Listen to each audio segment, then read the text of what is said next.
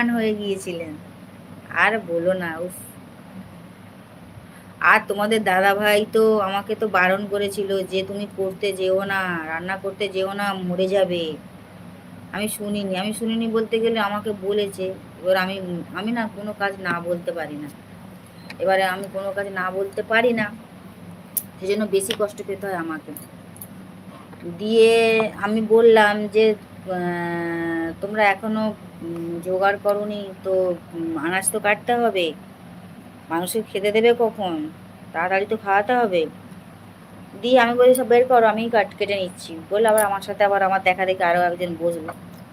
দাদাভাই কিন্তু বাড়িতে আসতে যখন আমার ওরকম বসে পড়েছে আর কথা বলতে পারিনি, দাদাভাই কিন্তু খুব বকাবকি করছিল, তোমাকে বললাম তুমি কথা শুনলে না তো, যে তুমি যেও না রান্না করতে,